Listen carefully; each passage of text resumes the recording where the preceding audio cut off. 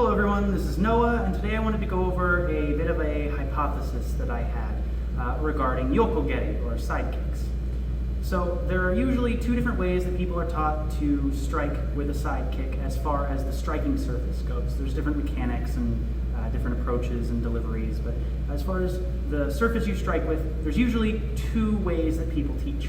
One is to hit with the flat bottom of the heel. So if my hand and arm were an actual leg doing the side kick, they would have turned it all the way over to strike flat with the bottom of the heel. And that's a very solid striking surface, and it's still relatively small to hit with, really digs in hard. And the other way to do it is usually to turn the foot on its edge this way. And when you're taught to do that, you do still aim to hit with the heel side of it, but you've turned it so it's more bladed. Those are the two ways that most people will strike with a side kick.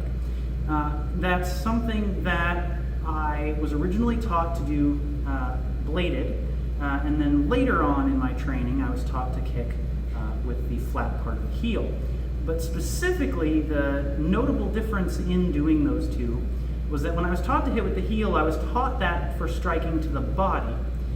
But for striking to the leg, we still turn the foot to its bladed edge. And in thinking about the way that karate developed over time, kicks were not originally done above the waist. They were done below that. So usually a kick was going to impact the legs or the groin. And a side kick, the most examples that you're going to see of that are actually aimed to the knee joint for the most part. And if you look at them from that perspective, that bladed strike puts your foot essentially parallel with the floor when you strike to their knee. So if you kick into their knee and drive down, you end up with your foot pretty much flat on the floor. And that makes a lot of sense as far as stability goes, and being able to scrape down the shin and smash the foot at the bottom of their leg, things like that. But when you start lifting that higher and start kicking to the body with your foot turned to the edge like that, you start having more upward pressure on it. When you kick down this way, all of the pressure is going down. So this angle on your foot is pretty much fine. Once you start kicking up, you start to basically roll your ankle. The more upward you kick with this, the more you're going to roll this ankle with that pressure. But if you hit flat up here, you don't have that happen. Even if you are kicking at an upward angle, because it's perfectly in line with your leg, that flat part of your heel digs into the target just fine and doesn't affect your ankle at all. And that's something that I wanted to kind of ask different martial artists about and see what their opinions were.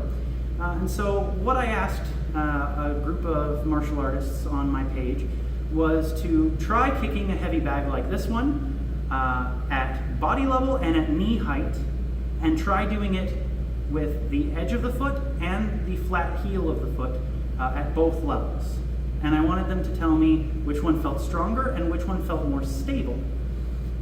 Now, what I found in doing that was kind of what I expected, and that is the longer someone has trained to do the edge of the foot, the less likely they are to have a problem kicking with it, which just makes perfect sense.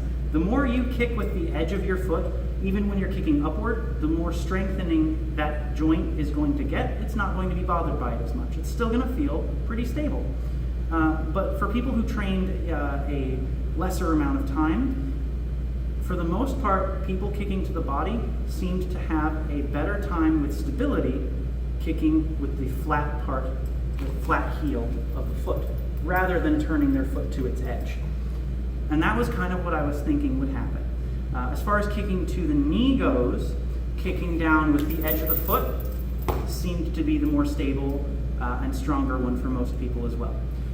Again, there was a little bit of variation in that, depending on how long they were training with a given approach. But that was something that I wanted to ask them about and see where they were at. Now, this was a pretty small group. I only had 5 or 6 people reply, and then just my own asking around the dojo and having people try it. So that's something that I want you guys to try at home, see which one feels better for you, because I suspect that for the most part, kicking downward with this edge of the foot is going to feel pretty good for most people.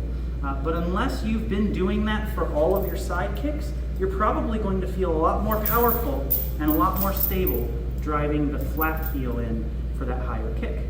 And I suspect the reason that most people were taught to do the side kick with the edge of the foot, it does seem to be the most prevalent approach for the higher kicks, just as much as the lower kicks. I suspect the reason they were taught that is because when you're taught the side kick to kick low initially, that makes perfect sense.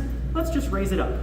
Because as we know, karate over time just raised things up to make things more athletic, more interesting, explore new opportunities for strikes, things like that. So if you take a low-level strike and move it up but keep the same structure for your ankle, you end up kicking higher with that bladed foot. But I noticed that a lot of people maybe did that in their younger days, and then as they get older, they hit with the flat part of their heel. And I can't help but wonder if that might be because of ankle stability over time. So that's something that I had observed, and I wanted to see where people were at with that. So take my hypothesis and test it out for yourself, and let me know how that goes.